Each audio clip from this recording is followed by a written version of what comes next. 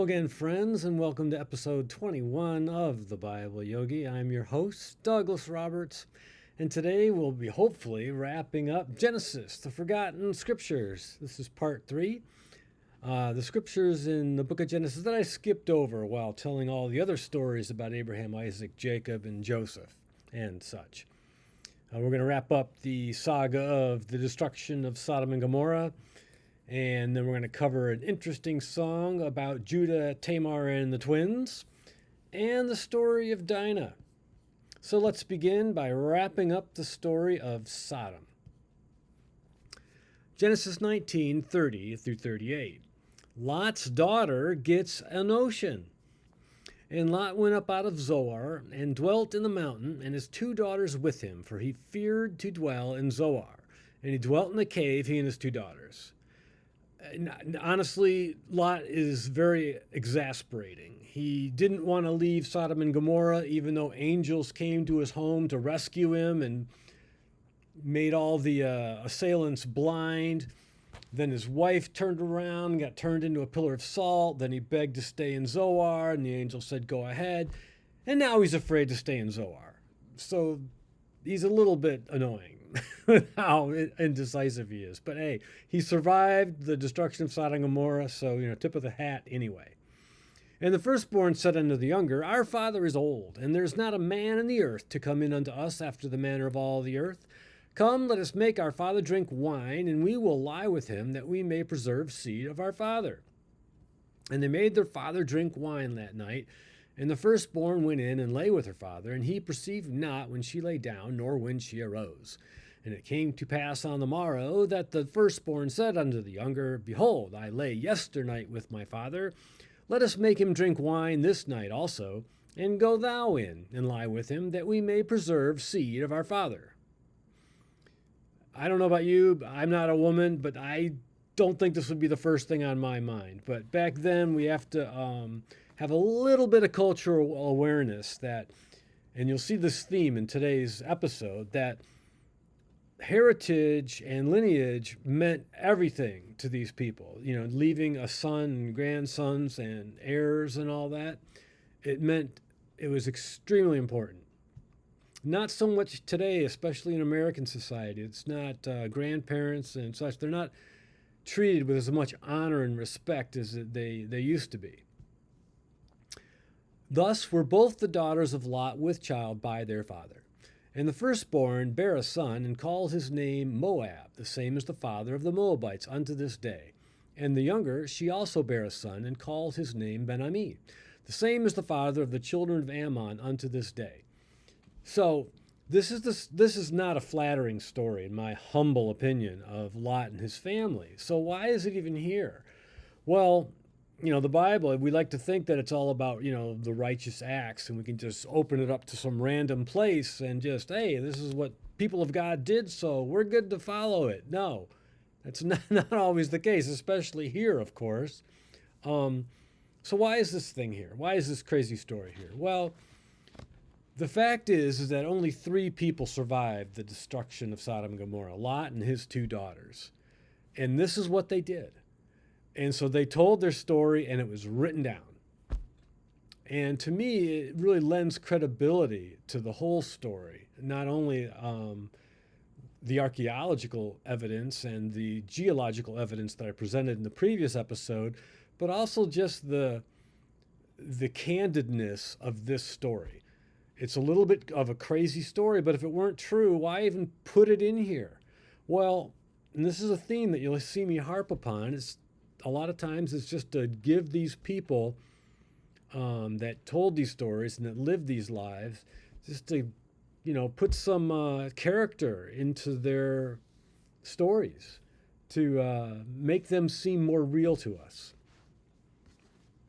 Because, I could understand them doing this, but, it's not the first thing that would be on my mind. Anyway, where do they get all these notions? Well, as I said, it was kind of embedded in the culture, primarily because survival was such a challenge back then. When you, especially when you got old, you had to have children to look after you. There wasn't a welfare office. There wasn't the state to look after you. There wasn't Medicaid, Medicare, and all that. You got old, You got a pneumonia, you died, period. It wasn't like, oh, let's go get some penicillin. Old age was very, very difficult, very, very hard. And people had to rely on their offspring to take care of them. So that's a big reason why all of this kind of stuff, this emphasis on heritage, is so profound. In Deuteronomy 25:5, we hear about the brother's duty. Now, this, mind you, is 2 books from now. It's we're in Genesis. It's going to go Exodus, Deuteronomy, or actually Deuteronomy is the last book of the Pentateuch, so it's like 4 or 5 books from now. But you can see how this is ingrained in the culture. Deuteronomy 25:5. If brethren dwell together, and one of them die and have no child, the wife of the dead shall not marry without unto a stranger. Her husband's brother shall go in unto her, and take her to him to wife, and perform the duty of a husband's brother unto her. Because otherwise this woman's going to die a widow, right? And that's no good. And not only that, a childless widow. So, and it shall be that the firstborn that she beareth shall succeed in the name of his brother which is dead, that his name be not put out of Israel. And if the man like not to take his brother's wife, then let his brother's wife go up to the gate unto the elders, and say, my husband's brother refuseth to raise up unto his brother a name in Israel, and he will not perform the duty of my husband's brother. Now, if you, back in those days, cities were encompassed by walls for security purposes. In case an army came against them to siege them, they closed the gates and barricade them and keep the marauding army or the marauding bandits out. So here, this woman, the widow, is being advised to go to those gates, because that's where everyone comes and goes in and out of the city, and flag down the elders and tell them the problem. So this would be resolved within a day or so. Then the elders of the city shall call him and speak unto him, and if he stand to it and say, I like not to take her, then shall his brother's wife come unto him in the presence of the elders, and loose his shoe from off his foot, and spit in his face, and shall answer and say, so shall it be done unto the man that will not build up his brother's house. And his name shall be called in Israel, the house of him that hath his shoe loosed. And if you were wondering where you got such an insult, take off that shoe and whap him across the face with it. Here you go. So now on to the story of Judah and Tamar and the scarlet thread. You remember from episode 19, as we were discussing all the sons of Jacob that made it into Egypt after the famine had gone out for like 2 years, and Joseph was governor over all of the Egyptian empire and was rescuing his family. We noticed in chapter 46, verse 12, the sons of Judah, and Onan, and Shelah, and Pharez, and Zarah. But and Onan died in the land of Canaan. And now we get to tell that story. And Judah took a wife for his firstborn, whose name was Tamar. And Judah's firstborn, was wicked in the sight of the Lord, and the Lord slew him. No more details. And Judah said unto Onan, go in unto thy brother's wife, and marry her, and raise up seed to thy brother. Fulfilling the law. But remember, this is 4 books or so before the book of Deuteronomy that we just read. This duty was still ingrained in these people's minds. And Onan knew that the seed should not be his. And it came to pass, when he went in unto his brother's wife, that he spilled it on the ground, lest that he should give seed to his brother. And the things which he did displeased the Lord, wherefore he slew him also. Yeah, I should say, what are you doing? You just fulfill your duty. And then said Judah to Tamar, or Tamar, depending on what you prefer, I guess, his daughter-in-law, remain a widow at thy father's house till Shelah, my son, be grown, his 3rd son. For he said, lest peradventure, perhaps, he die also, as his brethren did. And Tamar went and dwelt in her father's house. It seems like this woman may have a little bit of a bad luck streak going on here. And Judah's like, okay, 2 sons have already died. I think I'll just kind of Forget all about this obligation now. We tried, Tamar. What can we do, right? So this leads us to the New Testament in the book of Mark, the question of the seven brothers. Back then, Jesus has just kind of gone public. He's made his ministry public now, and he's out preaching to the masses. He's sitting in boats, preaching to people on hillsides, and he's gathering thousands to listen to his sermon.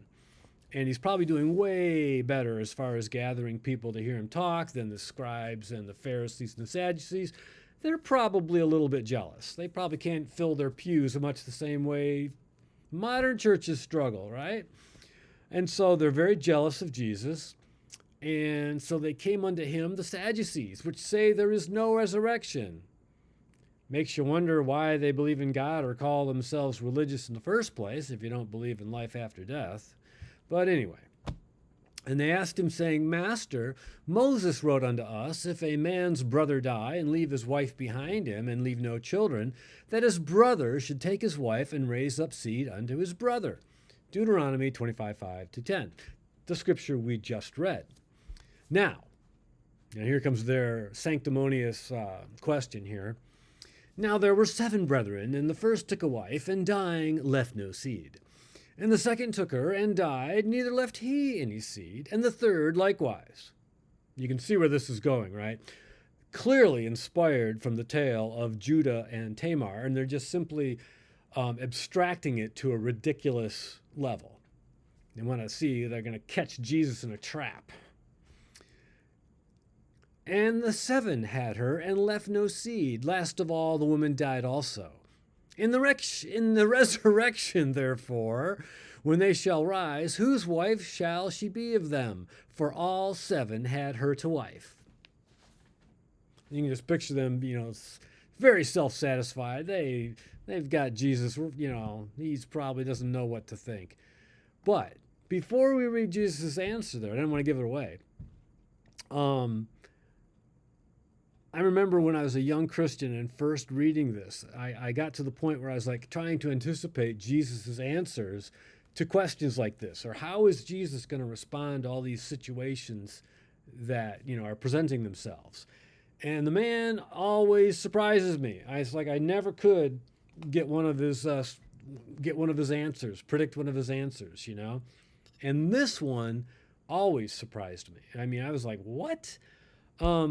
So see if you can just picture in your mind, unless you already know, but if you don't know, what do you think the Son of God would answer to this silly question? I mean, if it was me, I'd go, will you shut up? Get away from me with those stupid questions, you fools.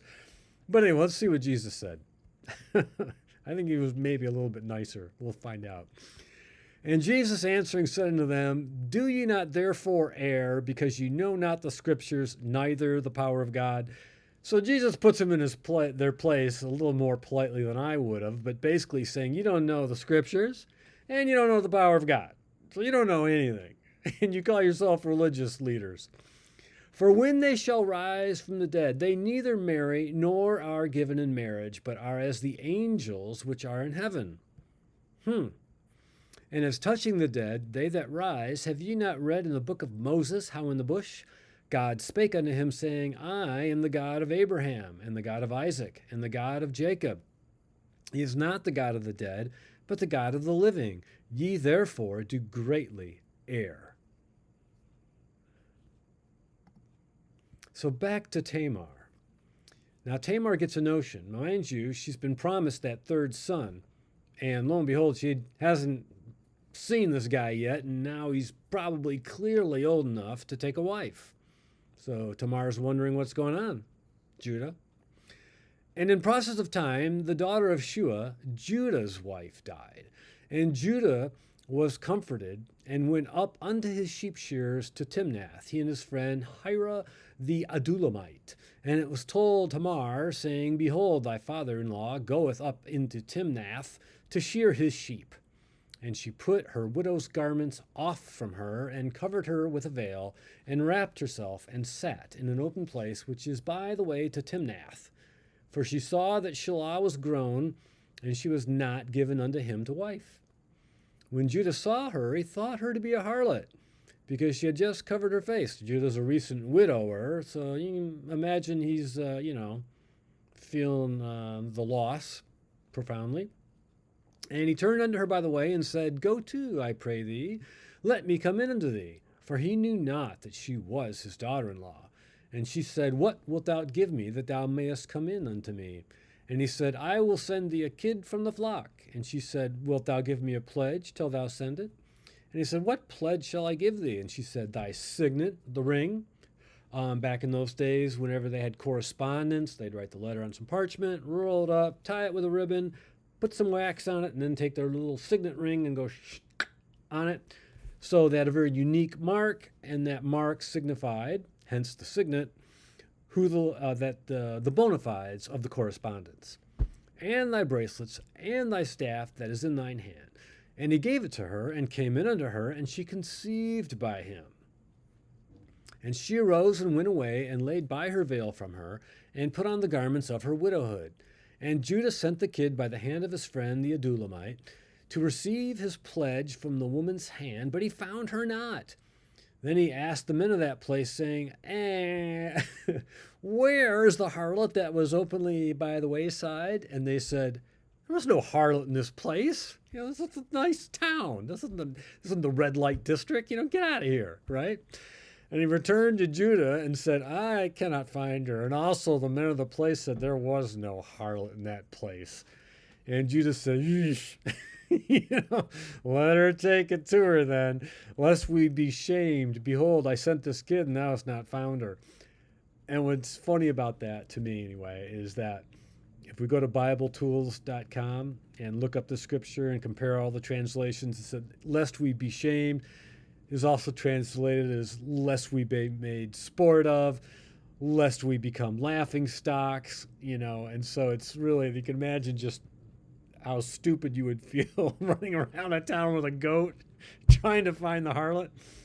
Yeah, it's not a good look, not for a patriarch anyway. So Tamar's plan unfolds. Genesis 38. And it came to pass about 3 months after that it was told Judah, saying, Tamar, thy daughter-in-law, hath played the harlot, and also, behold, she was with child by whoredom.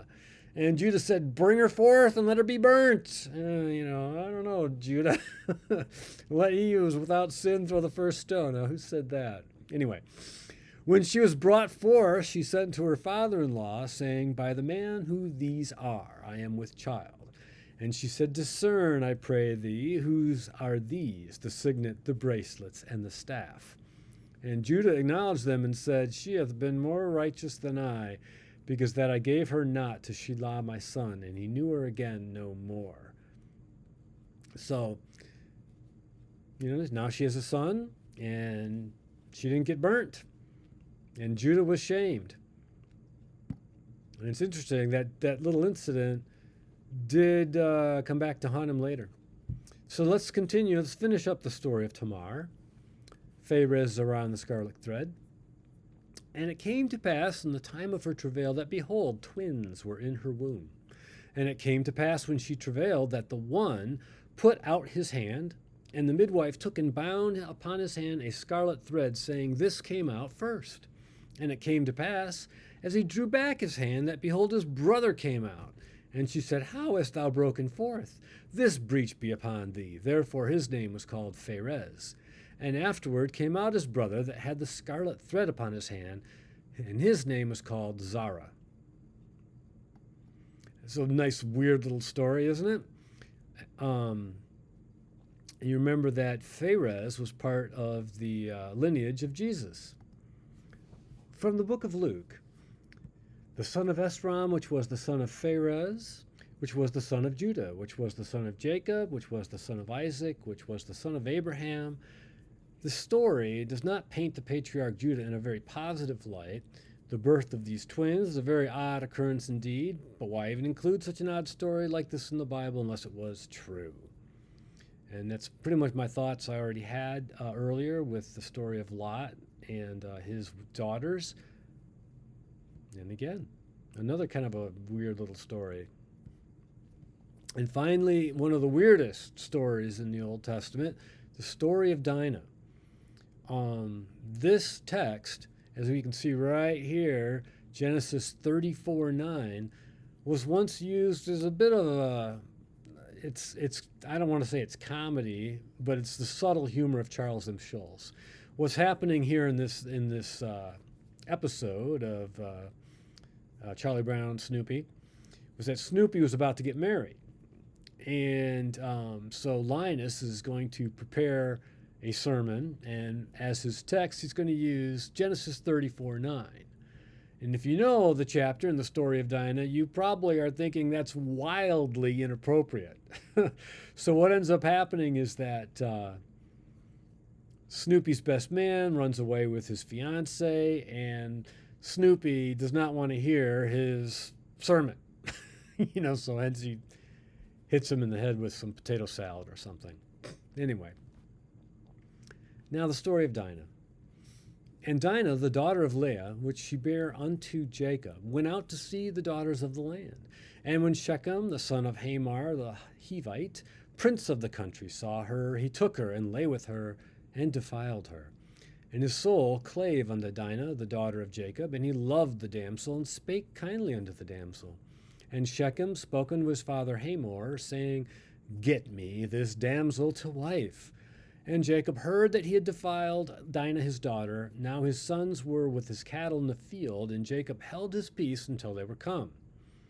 And Hamor, the father of Shechem, went out unto Jacob to commune with him. And the sons of Jacob came out of the field when they heard it. And the men were grieved, and they were very wroth, angry, because he had wrought folly in Israel in lying with Jacob's daughter, which thing ought not to be done. And Hamor communed with them, saying, The soul of my son Shechem longeth for your daughter. I pray you, give him to wife. And make ye marriages with us, and give your daughters unto us, and take our daughters unto you. And there's Linus' scripture, 34:9. And ye shall dwell with us, and the land shall be before you. Dwell and trade ye therein, and get you possessions therein. And Shechem said unto her father and unto her brethren, Let me find grace in your eyes, and what ye shall say unto me I will give. Ask me never so much dowry and gift, and I will give according as ye shall say unto me, but give me the damsel to wife. So he sounds very sincere. Let's see how Jacob and the sons respond. The sons of Jacob hatch a plan. And the sons of Jacob answered Shechem and Hamor his father deceitfully, and said, because he had defiled Dinah their sister, and they said unto him, We cannot do this thing to give our sister to one that is uncircumcised, for that were reproach unto us. And in this we will consent unto you, if you will be as we be, that every male of you be circumcised, then will we give our daughters unto you, and we will take your daughters to us, and we will dwell with you, and we will become one people. But if you will not hearken unto us to be circumcised, then will we take our daughter, and we will be gone. And their words pleased Hamor and Shechem, Hamor's son. And the young man deferred not to do the thing, because he had delight in Jacob's daughter, and he was more honorable than all the house of his father. And Hamor and Shechem his son came unto the gate of their city, and communed with the men of their city, saying, These men are peaceable with us. Therefore let them dwell in the land, and trade therein. For the land, behold, it is large enough for them. Let us take their daughters to us for wives, and let us give them our daughters. Only herein will the men consult unto us, for to dwell with us, to be one people. If every male among us be circumcised, as they are circumcised. Shall not their cattle and their substance, and every beast of theirs be ours? Only let us consent unto them, and they will dwell with us. So in other words, Jacob and his 12 sons were kind of rich, and the community will definitely benefit from all these guys coming in and, adding all of their resources to this little city. And unto Hamor and unto Shechem his son hearkened all that went out of the gate of the city, and every male was circumcised, all that went out of the gate of the city. Sounds like a pretty good deal, I suppose. Everyone gets circumcised, they all become Hebrews, and now we have this peaceful alliance, right? The plan is executed. Now, and it came to pass on the third day On the third day, when they were sore, that two of the sons of Jacob, Simeon and Levi, Dinah's brethren, right, from the mother Leah, she had 6 boys, and Dinah, took each man his sword and came upon the city boldly and slew all of the males. And they slew Hamor and Shechem his son with the edge of the sword, and took Dinah out of Shechem's house, and went out. The sons of Jacob came upon the slain and spoiled the city, because they had defiled their sister. They took their sheep and their oxen and their asses, and that which was in the city, and that which was in the field, and all their wealth, and all their little ones, and their wives took they captive, and spoiled even all that was in the house. And Jacob said to Simeon and Levi, Ye have troubled me to make me to stink among the inhabitants of the land, among the Canaanites and the Perizzites, and I, being few in number, they shall gather themselves together against me, and slay me, and I shall be destroyed, I and my house. And the brothers said, Should he deal with our sister as with a harlot? And they got the last word. That's the last scripture in that chapter. And then in chapter 35, we just pick up the story of Joseph again. So, is there any incredible insight that the Bible Yogi has into this story? No, I do not. This is just what happened. They got mad because we don't understand if necessarily he raped Dinah, or if she kind of was seduced by him, or maybe she was totally willing to go along with it. We don't know. But the fact is that you just did not, seduce a woman like that. Not Jacob's, daughter anyway. So what happened to Simeon and Levi? Now Simeon later, this is later now. Remember that I told you that story interrupted the whole saga of Joseph. It was like right in the middle of that. So now the brothers come down to buy food, and Simeon was the one who gets thrown into Joseph's prison. And he turned himself about from them and wept, and returned to them again, and communed with them, and took from them Simeon, and bound him before their eyes. And later on his deathbed, Jacob gave this prophecy: Simeon and Levi are brethren, instruments of cruelty are in their habitations. O my soul, come not thou into their secret, unto their assembly. Mine honor, be not thou united. For in their anger they slew a man, and in their self-will they digged down a wall. Cursed be their anger, for it was fierce, and their wrath, for it was cruel. I will divide them in Jacob and scatter them in Israel. So I'd be interested to know if you thought that these guys acted in righteousness. Back then, remember, everybody was their own sheriff. This was the Wild West, so to speak. There was no government. There weren't no police out there to, check everybody. So anyway, hope you enjoyed it. That does wrap up. If you followed all 21 episodes, you now know just about everything about the book of Genesis. So hope you enjoyed it. Until next time, everybody, please take care.